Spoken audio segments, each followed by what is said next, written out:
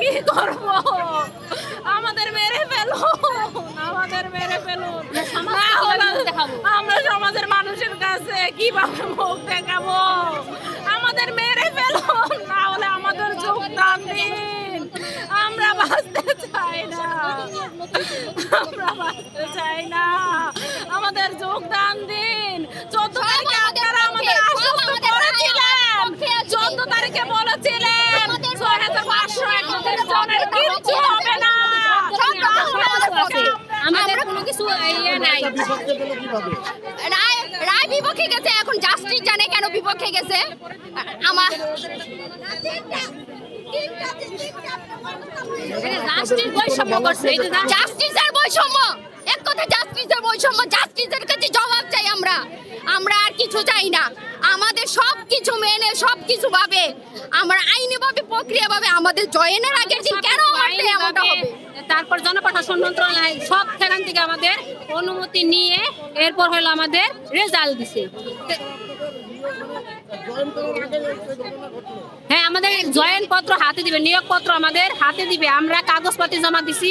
আমাদের 20 তারিখে আমাদের 20 তারিখে আমাদের নিয়োগ পত্র ছাড়বে। সেই 19 তারিখে এটা আপনাদের স্টে করে দিছি।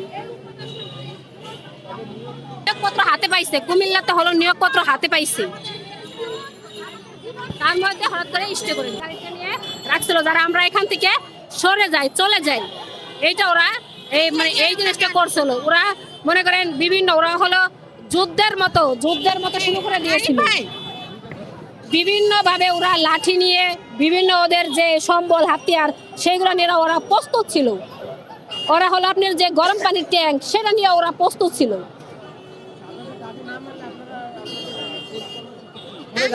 আমরা এখানে আমাদের একটাই শেষ কর্মসূচি, সেটা আমাদের যোগদান পত্র হাতে না দিলে যে বিচারপতি যে সচিবালয় থেকে আমাদের বিভিন্নভাবে আশ্বস্ত করছে তারা এখানে আসুক, এসে তাদের যে পরিবার বানাইলো তাদের সাথে আমাদের অ্যাডজাস্ট করলো, সেই পরিবার থেকে যখন আবার লাথি মেরে বের করে দিল তখন তারা আসুক। এখানে আসার পর তারা যা বলে এইখানে এসে বলুক যে তার পরিবার, তার যে ঘরের লোক, সে যদি বের করতে পারে লাথি দিয়ে, তাহলে আমাদেরকে তো সেটাই মনে করলো, আমাদের সেটাই করলো।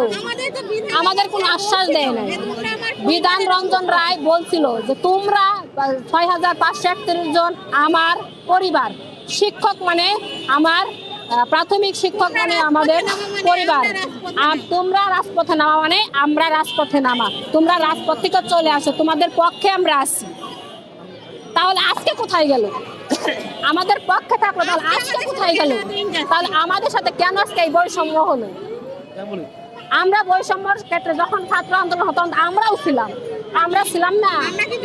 আমরাও তো ছিলাম। এটা তো আমাদের জুলাই বিপ্লবের আগে নিয়োগ হয়ে গেছে, ভাইবা হয়ে গেছে।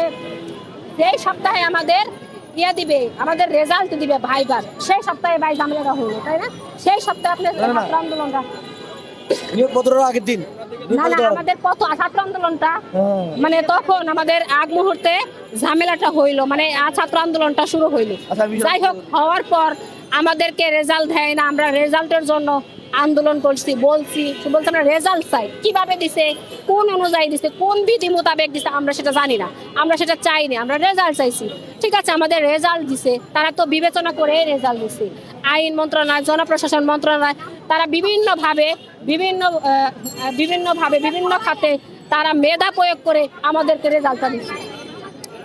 এখন কেউ যদি রেজাল্ট দিছে, তাহলে আমাদেরকে আশ্বস্ত করছে বারবার যে তোমাদের কোনো সমস্যা হবে না, তোমাদের কোনো সমস্যা হবে না।